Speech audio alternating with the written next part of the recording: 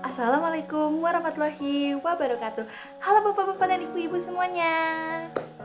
Oke, kembali lagi nih dengan saya gitu ya, Alia Yasmin Arti Gunawan dengan NIM 17336125409. Baik bapak-bapak dan ibu-ibu, ada yang kangen gak sih sama saya, si Neng Alia? Saya Neng.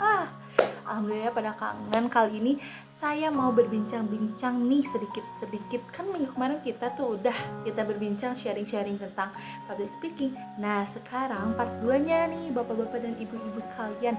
Oke, ada gak sih bapak-bapak dan ibu-ibu ngerasa kalau masa mudanya itu kurang nih percaya diri dan ada perbedaan dari dulu dengan sekarang? Kayak misalnya dulu tuh kayak ngerasa gak percaya diri nih ngomong di depan banyak orang, sedangkan sekarang alhamdulillahnya bisa dengan cara apa? Dengan cara kita berlatih. Ada gak sih? Boleh dong sharing-sharing.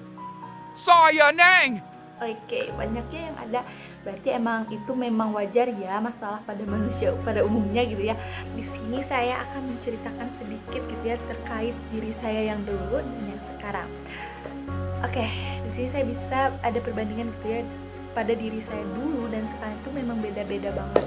Dulu itu saya ada yang namanya kurang percaya diri, takut untuk berbicara di depan banyak.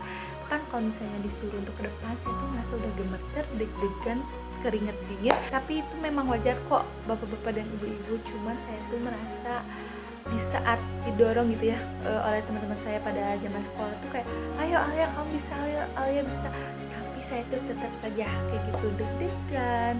Bahkan ketika guru memang bertanya gitu ya, saya tuh merasa deg-degan. Padahal pada saat bertanya itu memang kalau misalnya kita mempersiapkan gitu ya materi terkait yang akan disampaikan seperti apa, jadi sehingga mudah gitu ya untuk menjawab pertanyaan-pertanyaan gitu. Jadi maka dari itu saya tuh belajar, karena kelas 12 saya tuh belajar kayak lagi kita ke mulai yang jenjang serius, yang dimana kita harus benar-benar belajar untuk meraih impian kita. Disitulah saya ingin masuk ke jurusan promosi kesehatan yang dimana belajar terkait public speaking. Jadi saya tuh harus benar-benar belajar dan itu benar-benar dipakai gitu ya di dunia nyata terkait public speaking itu. Nah sekarang alhamdulillahnya saya diloloskan di promosi kesehatan Poltekkes Bandung, yang dimana saya belajar bersama dosen-dosen hebat, teman-teman hebat, dan semuanya yang hebat di jurusan Promkes ini.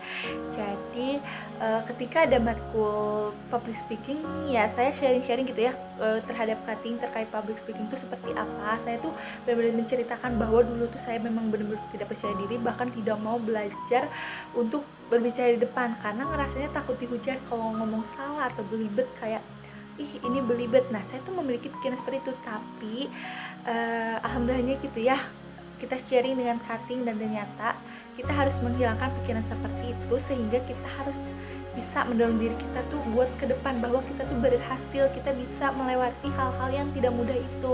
Maka dari itu alhamdulillahnya saya ngerasa public speaking saya sekarang mulai lancar gitu ya, demi sedikit-sedikit gitu, dan mulai percaya diri dengan atas dukungannya dari dosen-dosen, teman-teman. Makanya alhamdulillah gitu ya. Oke, di sini public speaking tuh memang penting banget, apalagi di jurusan saya gitu ya, Promkes. Dan saya tuh kadang ketika ada matkul public speaking saya belajar gitu ya dari dosen-dosen yang hebat, sehingga saya untuk bisa memulai belajar lebih lanjut terkait public speaking, biar ketika kami penyuluhan gitu ya di masyarakat, biar kita juga bisa mengajak masyarakat gitu ya buat baik, mau, mampu gitu ya, kita tuh sama-sama mau gitu ya untuk mengerjakan bersama-sama. Baik bapak-bapak dan ibu-ibu, itu saja cerita-cerita kecil-kecil dari Alia. Ternyata dulu dan sekarang diri saya itu sangat berbeda gitu ya bapak-bapak dan ibu-ibu. Alhamdulillahnya juga di jurusan ini saya didukung dan didukung gitu ya oleh dosen-dosen, teman-teman, bahwa kita tuh memang harus percaya diri. Kita kan akan menghadapi gitu dunia nyata, apalagi nantinya penyuluhan di masyarakat. Kita tidak bisa kalau misalnya penyuluhan dengan cara diam-diam saja. Maka dari itu kita harus mulai dari sekarang berlatih untuk berbicara di depan banyak orang, di depan dosen maupun di depan keluarga. Oke, gitu saja deh Ya bapak-bapak dan ibu-ibu, next kita cerita lagi. Makasih, wassalamualaikum warahmatullahi wabarakatuh.